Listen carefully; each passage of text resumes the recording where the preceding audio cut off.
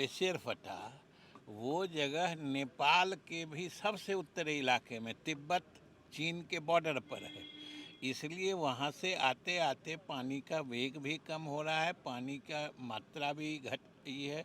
नमस्कार, मैं हूं देवांशु। आप देख रहे हैं न्यूज़ फॉर नेशन। बिहार में बाढ़ का खतरा मंडरा रहा है। इस बीच बिहार के जल संसाधन मंत्री विजय चौधरी का बड़ा बयान आया है। देखिए, आज जिस तरीके से नेपाल के रसुआ ज़िले में 400 लोगों के बह जाने की खबर है और जो विजुअल्स इतना भयावह है कि जो कोई भी देख रहा है वो हैरान हो रहा है। बाढ़ की स्थिति जो है वो नेपाल में देखने को मिली है। उसके बाद से ही बिहार सरकार अलर्ट मोड पे है।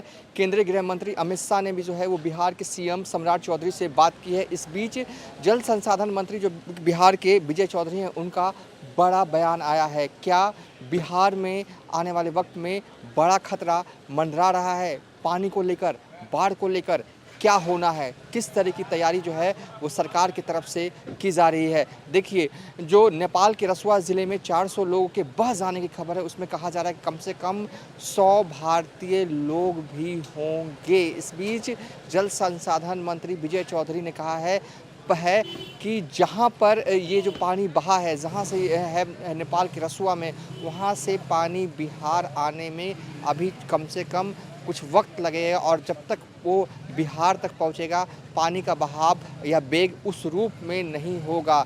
जितना बाढ़ या जितना पानी नेपाल से हर साल जो है वो बिहार आता है, उतना ही पानी जो है वो इस साल भी आएगा। देखिए, बाढ़ तो आएगा ही, बाढ़ जैसा भी हो वो भयावह ही होता है। लेकिन हाँ, क्या सवाल ये है कि ये बहुत चिंताएं वाली बात है कि जिस तरह के विजुअल्स आए नेपाल से और उसके बाद ये लगने लगा कि कहीं बिहार में भी जो है वो बड़ा खतरा है। देखिए, खतरा तो है, हर साल जितना बाढ़ आता है उतना ही बाढ़ आएगा।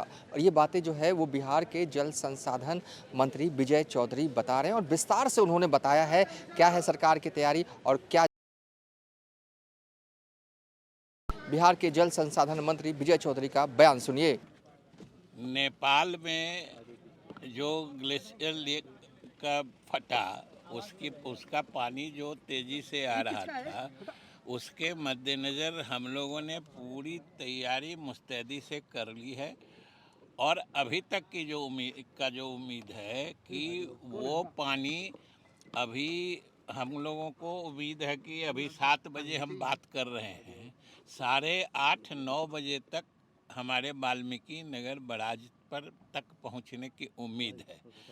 लेकिन वहाँ से, क्योंकि ये जहाँ ग्लेशियर फटा वो जगह नेपाल के भी सबसे उत्तरी इलाके में तिब्बत चीन के बॉर्डर पर है, इसलिए वहाँ से आते आते पानी का वेग भी कम हो रहा है, पानी का मात्रा भी घट रही है। और जो उम्मीद है कि हम लोगों के वाल्मीकि नगर पर, चूँकि पहले से बहुत कम जलस्राव था, 1 लाख क्यूसेक से भी नीचे था, इसलिए ये पूरा पानी अगर आ जाता है तो अभी तक नेपाल सरकार का भी आकलन है और हम लोगों का भी आकलन है कि 2 लाख सवा 2 लाख तक जलस्राव जाएगा, जो हर साल गंडक में आता है। और हम लोगों ने पूरे वहाँ के लोगों को, आम जनता को भी बता दिया है कि सतर्क रहना है, घबराने की कोई ज़रूरत नहीं है। स्थिति ऐसी नहीं है अभी तक जो दिख रहा है। वैसे पानी और मौसम का कोई नहीं जानता है कल क्या होगा, लेकिन अभी तक की जो स्थिति है, घबराने की ज़रूरत नहीं है, सिर्फ सतर्क रहना है। हम लोगों ने अलग से टीम बना के मुख्यालय से भी वहाँ भेज दिया है वाल्मीकि नगर। रात भर हमारे अधिकारी चौकस रहेंगे और उम्मीद है कि स्थिति नियंत्रण से बाहर नहीं जाएगी। मतलब